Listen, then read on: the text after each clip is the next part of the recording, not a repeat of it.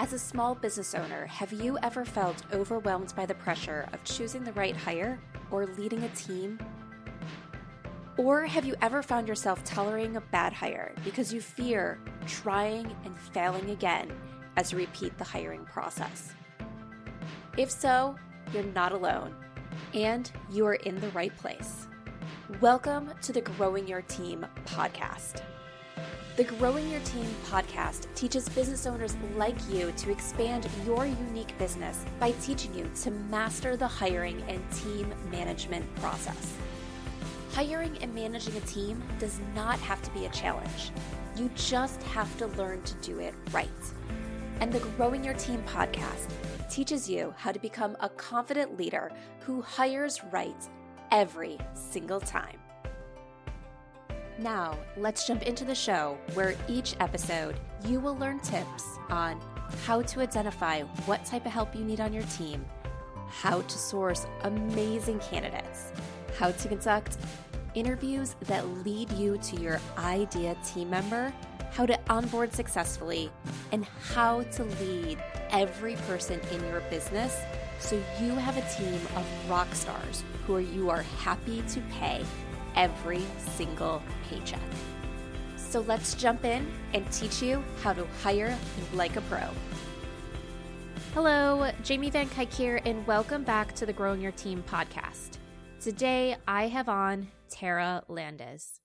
For 25 years, Tara has been the secret weapon for over 300 small business leaders as they solve operational challenges. She is the lead faculty member for the Bell Rock Management Training Programs, having graduated over 1,000 students and counting. Today, Tara and I are talking about having effective teams. We are talking about this through the lens of your organizational structure and how to create future-proof plans that will help your company thrive no matter who is on your team. And also then how to get the people on your team and keep the people on your team that are effective. We're talking about how to keep your employees engaged so you don't fall into this trap of people who are doing work but are disengaged from their work and their organization, which as a result brings your company down little by little. So you're going to learn how to keep team members engaged, different things you can do from an organizational perspective and a one-on-one perspective with your team members. So let's jump into the podcast and learn all about Tara.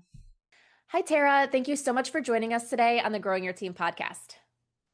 Thanks so much for having me, Jamie. I'm really excited to be here. Yes. All right. Before we jump into today's conversation, can you kick us off by telling us about yourself? Absolutely.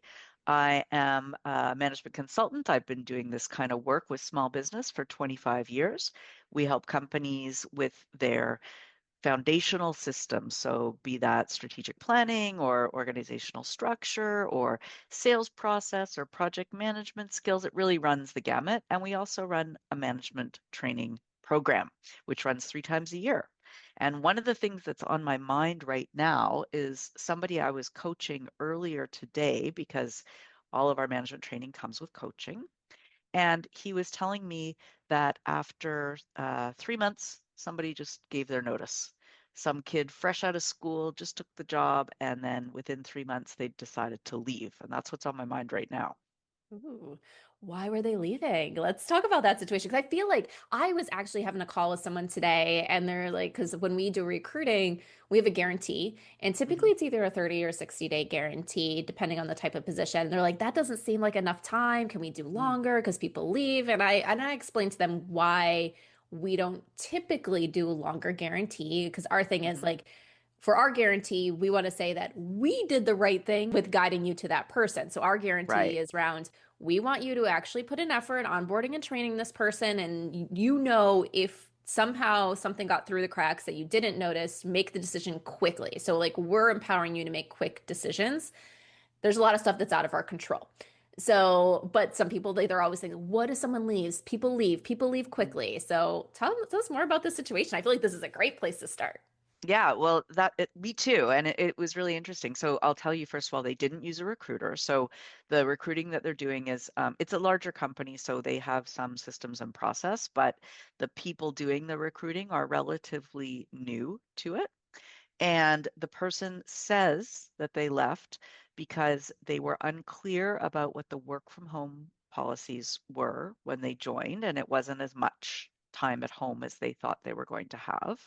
And also, they had moved cities about 3 hours from their hometown, and they felt like it wasn't going to work out for them. They wanted to go back to where they're from. Okay. So those are the reasons they gave, but I don't think those are I think this could have been avoided. Yeah.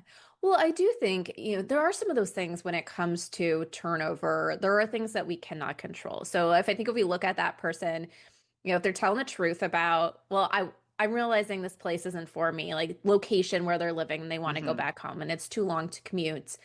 That happens. Like sometimes people don't know until they're trying something new that what they thought was going to happen, like how they thought things were going to work out, is not exactly how it's going to work out. So some of those things I think we have to recognize that we can't control, but then there's a lot of stuff we can control that might influence. Maybe if they were happier with how things were in the company, it would have made it so they didn't care as much about what was going on outside of work. I totally agree that especially with someone who's fresh out of school, which is what this person was, Hmm. they might think, oh yeah, I'd love to move to the big city and then realize quickly, oh, that was a mistake. And I agree that that is a difficult one to protect against. But it was the work from home thing that got to me because it's possible that the organization didn't set expectations appropriately on the front end. But I gotta say, if you're brand new to the workforce, if this is your first real job after school, and you're worried about how much time you could spend at home, I really think it's a wrong-headed kind of question. I think a different way to approach that, it, you know, at my age, with the hindsight that I have, really what those people should be worried about is how much work from home are the more senior people going to be doing? Because I want to be able to learn from them. And if they're not going to be in the office, then I'm not going to get the education piece I was hoping for at this job. Yeah. Well, I definitely see that. I feel like that is one of the things that with a lot of companies is harder with remote and hybrid work is you miss those interactions in the office that are those learning opportunities to be able to hear about things that are just going on and it piques your interest and it's like, ooh, tell me more about that. And I feel like there is a lot of that's missed for companies that are used to performing all the time Mhm. in person. So yeah, I definitely get that. I also feel like one of the things that I just want to kind of ask you about is do you think this generation of people coming into the workforce is a little different in their work from home expectations and what that should look like because of the fact that they did so much like during the COVID era and stuff like that? So obviously, if this person is fresh out of college, they were probably in high school and everything during that, so they Mhm. might have still had opportunities for internships and everything. You know, during like in-person internships and stuff during college, but there are a lot of people that never really fully got that full in office opportunity because of COVID and then things still being remote and hybrid afterwards. So I think sometimes, and this is my opinion, so I want to get your opinion, they don't see the value of being in office because so much has been remote. Yeah, I would agree with your assessment of that. I agree that they don't see the value, and it's too bad because I believe very strongly in remote work. I have worked remotely for 25 years, so it's not that you can't do well remotely, but in an environment where people are in office, I do think it's odd that the people who are fresh out of school are really clamoring for more remote work because then maybe they should work somewhere else, is what I'm Right? kind of thinking. Maybe that job isn't the right one for them if that's what they're Mhm. looking for. Yeah. Yeah, I wonder too if in that particular situation, because I think you mentioned it was how it was communicated, so it was unclear and things Mm, like that, which I find sometimes companies are that way. They don't communicate effectively what their policies are, all that stuff. They're like, oh, it comes later. And I think yeah, sometimes we have to realize when we're hiring is sometimes those are important details. What it like the pay, the structure, the hours that someone shouldn't be surprised after the fact or be told one thing. Or sometimes I know people will do this, they'll post on job posts, this can be a hybrid job. And then when someone gets hired, they find out, oh, it's only a hybrid job after you worked here for so many months. And then you get approved to do it. And it's like, well, that's different than what you posted. yeah, I totally agree that the company has not just an obligation to be really upfront. I mean, people, first of all, when it comes to the compensation, human beings get really addicted to their food and shelter. And I don't think we should be cagey about how much you're going to make, or things Right. like remote or not. I mean, people have childcare to think about. There's all sorts of considerations that go on. And if the company, I think if people are interviewing with a company that is being cagey about that, again, I think they need to give it a second thought. But I also think that companies do that because they don't want to lose out on talent. They have this fear.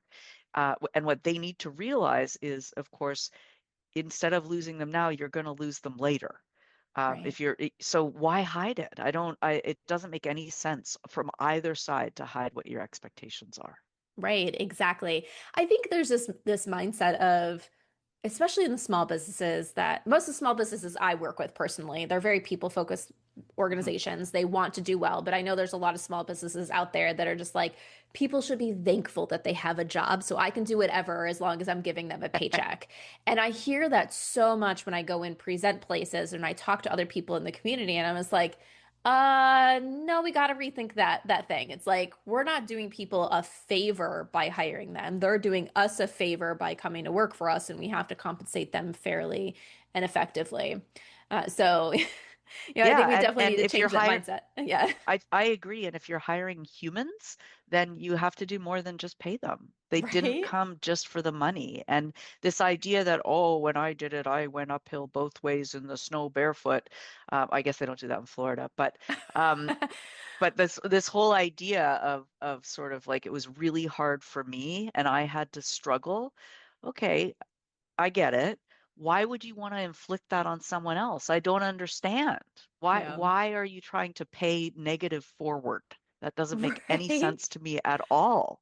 Right? Right? Well, and sometimes we think about it, it's just like, okay, you had those struggles, and what happens? People said we don't want those struggles anymore. So we've had innovation and forward movement and stuff like that. And now there's different Exactly. struggles, but like let's not create struggles that don't need to be there. But I think this is a good transition to something else that you mentioned that I want to talk about, because you mentioned that you do organizational structure type Hmm. stuff.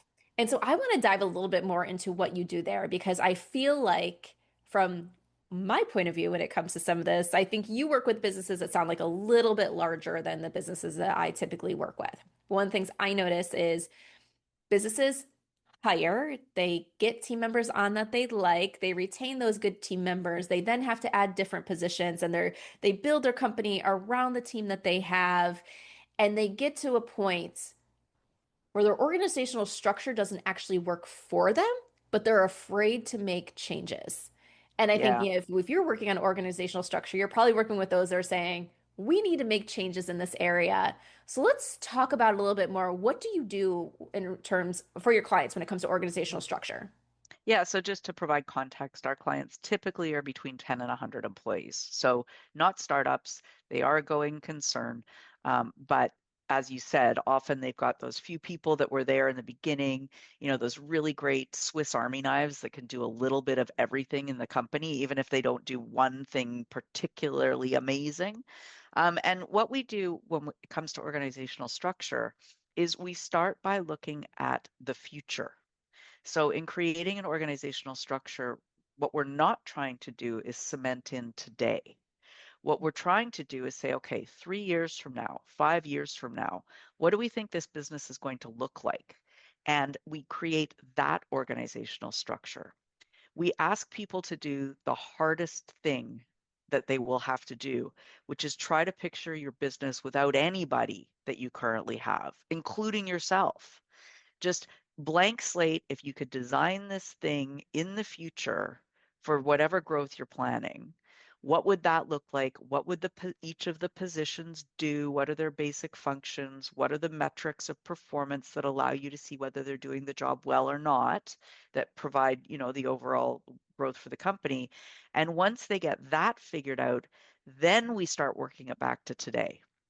Right. That future forward orientation allows people to see more clearly what the positions are that they need today, the talent that they might need to hire in at some point, or the experience that they might need to grow from within the organization with the people that they currently have. But even though we're very people oriented, we start without the people so that we can bring the people back in and set really clear expectations for them. Yeah. Yeah. And that's what I heard a lot. It's sometimes when we have to go and make those changes, you need to think about what seats do you need within your organization. Mm, Then yeah, think about, do your current people have the ability to fill those seats? That we yeah, don't want to start with our current team can do this, because I know sometimes people hate hearing this is we cannot build our businesses around our current team. We cannot do no. that. We need to build our businesses and then keep our current team if they are the right people for our businesses, and let them go if they're not the right people for our businesses. Our businesses cannot be charities just to give people jobs and limit our own success in order to give that other person a job. Yeah, and there's even more to it, which is imagine being the person who is being treated as this charitable cause. They probably don't want to feel that way. They probably want to feel like they're productive members of society and productive members of the organization. What a horrible position to be in, to know that every day you go to work and don't do well. Yeah. So I think I actually think it's a real kindness for organizations to be very clear about what they need, provide people the opportunity to be trained up or grow into that role, but also call it if they're not going to be able to make it work, so that they can go and work somewhere where they can be very strong contributing members of the team. Yeah, Tara, like I absolutely love that. And I think it was a conversation I had a few weeks ago on this podcast where it was just like no one wants to fail at their job. Like you have Hmm. very few people that go out with malicious intent to do poorly at their job. And typically those that do, there's a lot of stuff that happened to get them to be that to that spot. Yeah. So if no one wants to do poorly at their job, why are we letting someone struggle? Why are we letting someone be in a position where we're always disappointed at them? Yeah. We need to make sure that we are doing what is best for our team members. And if that means letting them go, it means letting them go. And we can do it with grace. We can do it with transparency. Like I had a team member um, uh, a few years ago that I changed the course of my business a little bit, and the position she was in was no longer going to be, she was part-time, but it was a 20-hour a week job, was no longer going to be 20 hours worth of work every week. And I looked Mm, at her and I had a conversation. I said, listen, there's three options on the table. One, I reduce your hours per week to 10 hours per week because that's the amount of work that is going to continue in what I hired you to do. Option two, you can take on other roles within the organization and stay at 20 hours. Here is the other work that I need done that I can give you. I recognize that I did not hire you for this type of work, but if you would like to learn how to do it, I can train you, I can teach you so that way you can stay at 20 hours a week. Option three, you leave the organization. That, mhm. you recognize that neither one, option A or option B, fit and you're going to leave the organization. If that is the case, we will put your end date at so many weeks out in the future so that way you have time to interview, and I will support you and I will help prep you for interviews. I will give you references and everything so that way you can be successful doing something that you want to do. And she chose option three, to leave the organization, because she didn't want to do the other work and she needed at least 20 hours a week in order to Yeah. support her family. I really like your approach, and I think that it really does need to be a collaborative effort. It's a relationship that you have with this employee. Relationships go both ways, right? Hmm. I think too many business leaders sit there and wring their hands and think, what should I do? And should I do this? And should I do that? And they don't bring the other adult human into the conversation who might have a perspective on what happens with their career. Right. So I think that approach is exactly right. We need to let people know what their options are and let them opt in or out. Yeah. And I think you also don't know what that employee really wants to do because Mm, how often do you hear from your friends or family or just people you're talking to that at some point they changed career paths because what they mm, realized that they were doing wasn't really fulfilling them anymore and they wanted to do something different. Well, what if mhm. doing something different is actually within your organization? What if it's like, well, I have to get rid of this role over here because what I really need for my business is a marketing role. And you don't know that that team member is spending their evenings going and taking every course possible because they want to step into marketing. Yeah. And when you have those conversations, you can learn things about your team member. What do they want to learn? Like, are you creating a path that actually aligns with their goals, but you're assuming it doesn't? Yeah, I encourage people to go to our website, www.bellrock.ca, because we have a great downloadable about one-on-one meetings. And I think some of that gets uncovered when you have regularly scheduled and rarely missed one-on-one meetings with your staff, so that you can uncover those other interests that they may have. And that is a great vehicle, I think, to be able to figure all of this kind of thing out. Mm. Yes. Well, let's talk about one-on-one meetings then. Let's talk more about that because I can tell you back when I was a manager in corporate, we were supposed to have one-on-one meetings with our team. And I Mhm. probably canceled almost all the time because I was just like, "Oh, I really don't have anything to speak about with my team members." Mm, When I came back from my maternity leave, when I had my first daughter, I was like, all right, I am actually going to make it a habit to keep these meetings on the calendar. And I changed things up. And I will say, as I continued doing that throughout the years, my team members that I met with all the time, that I kept those mhm, meetings with, ended up being some of my best performing team members. We ended up having the best collaborative team across the board. mhm. And I realized the power and value of one-on-one meetings through that. But tell us from your point of view, why should we be having one-on-one meetings? Yeah, well, I think your experience reflects what a lot of people experience. If you don't know how to do it or what you're trying to do with it, then it can feel like just a waste of time on the calendar. Or if you have too many direct reports, there's all sorts of reasons why it won't work. But the the main reason about why you want to have one-on-one meetings is that you don't want someone to say to you on Friday afternoon, we have to talk. Nobody, no manager ever wants to hear that. Your stomach drops. You know what they're about to say. We have to talk. That means they're about to quit. And it also means that all of the opportunities that you may have had along the way to stop that from happening, if you want to stop it from happening, were missed.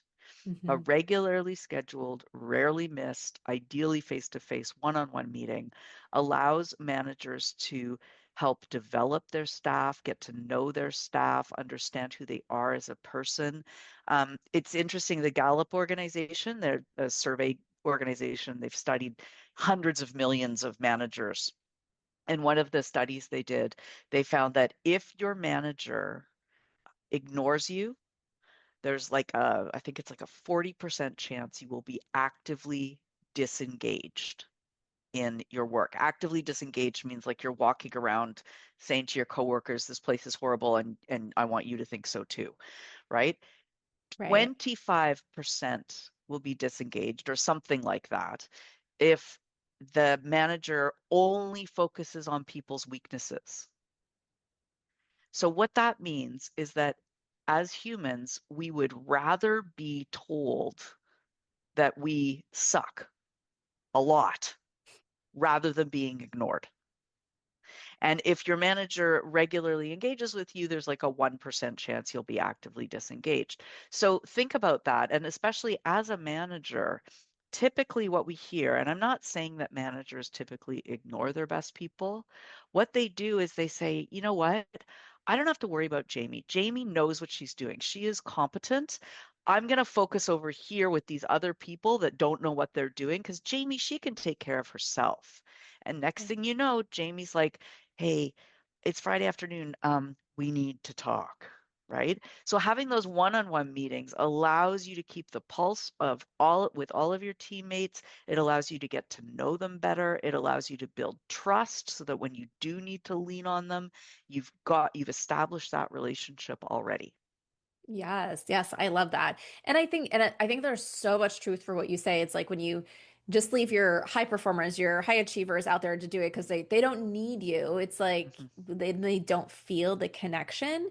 I always say it's like one of the things that made me leave corporate. I went from having a manager that I was very engaged with, talked with all the time, to being under a manager that, if you looked at it on paper, gave me the same level of freedom. Like Mm. I Mhm. wasn't like restricted by rules, but I didn't have the same engagement with that manager.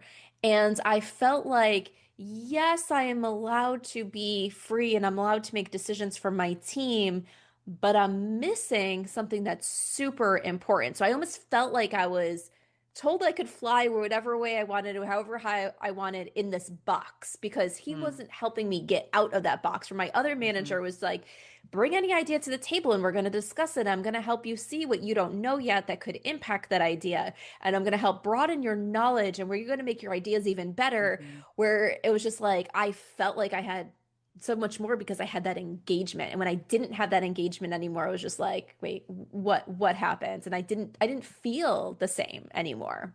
Yeah, people don't quit jobs. They don't quit companies. They quit their managers and they quit their coworkers.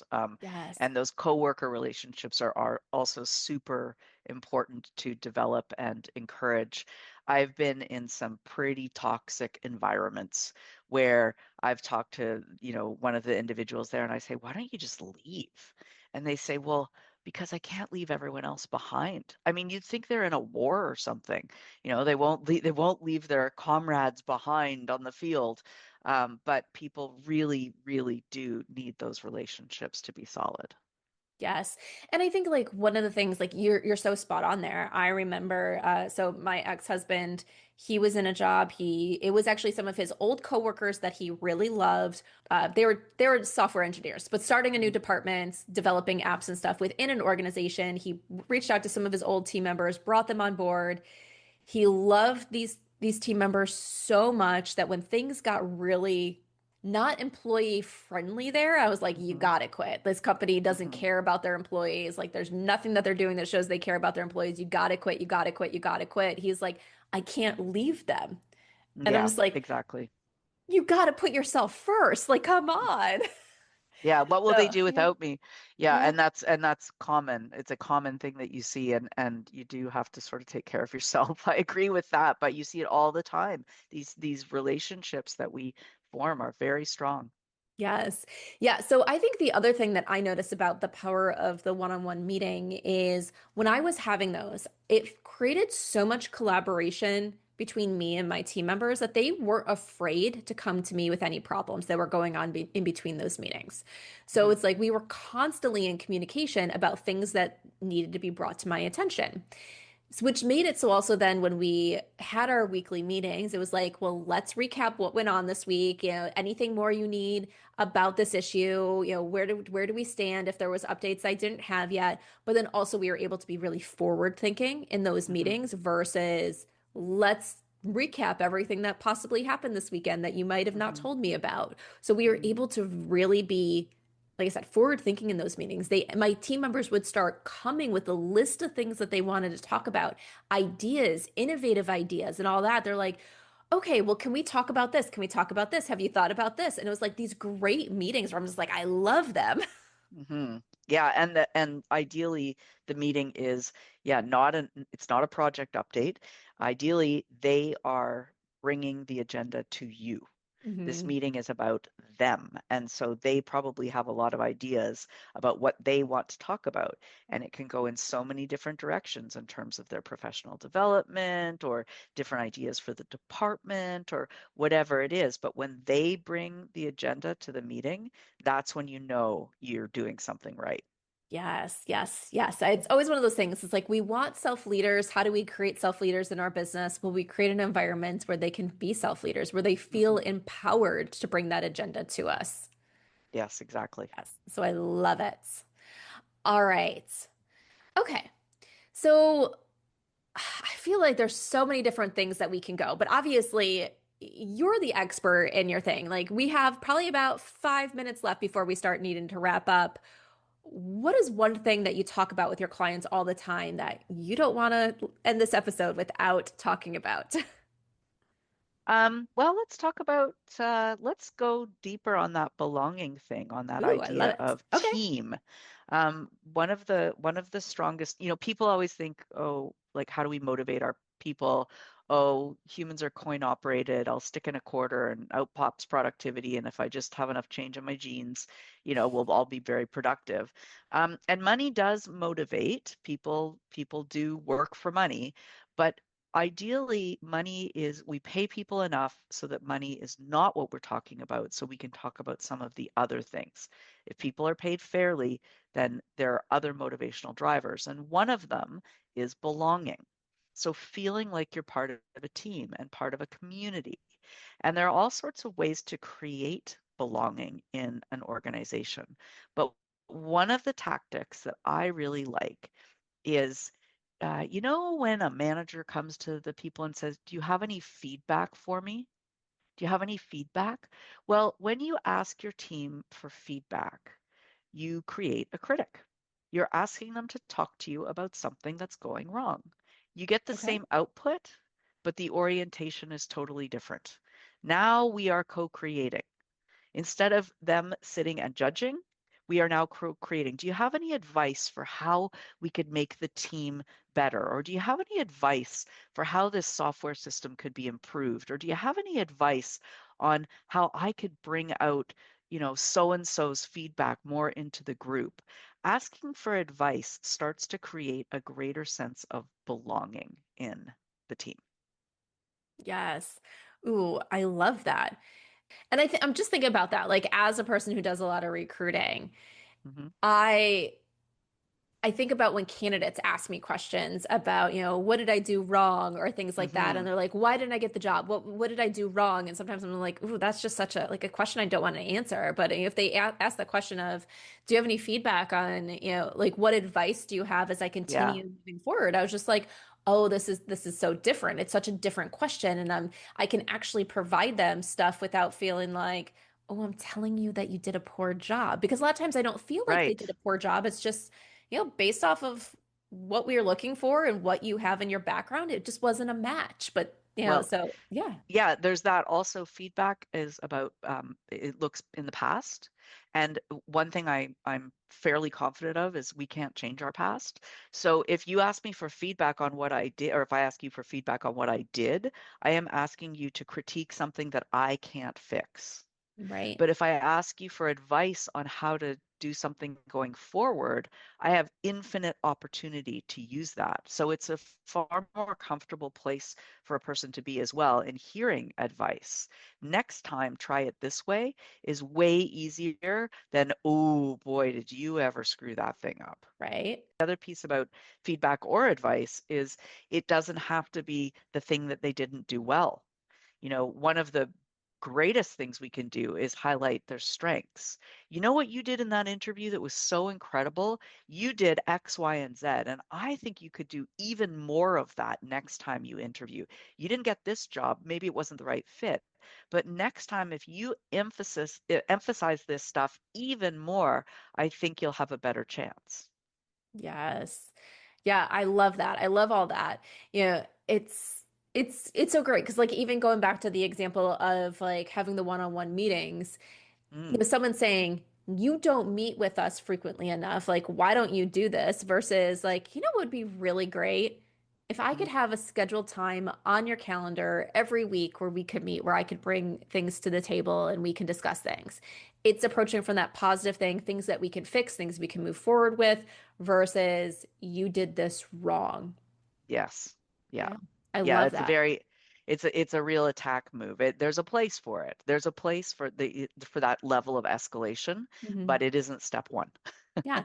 Well, if you think of like some of the stuff when it comes to conflict and disagreements, sometimes there is that thing of it's not what you say, but how you say it that causes the conflict. And I think Mm-hmm. this is a perfect example. It's not necessarily what you say or what you're asking for, it's how you say it. Let's ask the questions that lean on the positive versus the negative. Let's get the feedback that focuses on what can we do in the future versus what we did wrong in the past. I love Mm-hmm. it.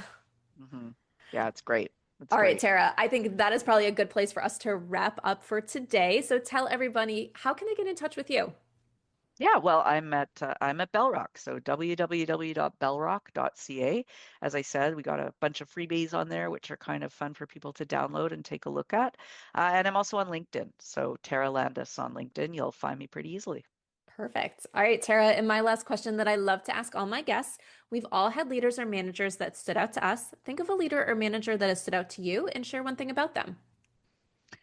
I'm going to choose a leader that I worked with, a client, and when he got up in front of his entire team and pointed out that we were going to be working there, he said, "The reason we've hired these consultants," and then he pointed his finger out at the audience and he said, "The reason we've hired these consultants is because all of you people are broken and they need to fix you." And that was an example of maybe the worst kind of leadership I've ever seen. And so, what I will encourage all of your listeners to do is to take from that lesson that we need to overestimate people's abilities, not underestimate them. If you overestimate how people can be and how they can perform, you will make them what they can actually achieve. And if you underestimate, you'll probably be right every time. Right. Yes. Oh goodness, that was such a great example of that. And it ties back to what we were talking about too. Like the whole thing, Yeah. if he said, because we have so much potential and we could do more, it would have completely changed the tone of the room versus you're broken, we need to fix you. Yep. Exactly. All right, Tara. Well, this was great. Thank you so much for joining us today on the Growing Your Team podcast. Are you ready to hire a new team member for your business and you want to ensure you hire the person who can succeed in the role, make you happy, and positively impact your bottom line? Then let's talk and see how growing your team can help you master the art of hiring.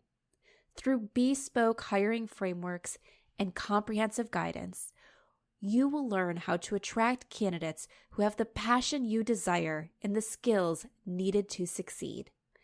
At Growing Your Team, women entrepreneurs and leaders work with us to help them expand their unique businesses by teaching them how to hire like a pro. Let's connect and see how we can help you.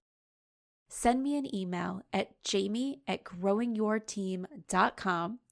That's Jamie, JAMIE, @growingyourteam.com, or head on over to growingyourteam.com/jumpstart, with jumpstart being all one word, and let's talk about how you can become a confident leader who hires right every single time.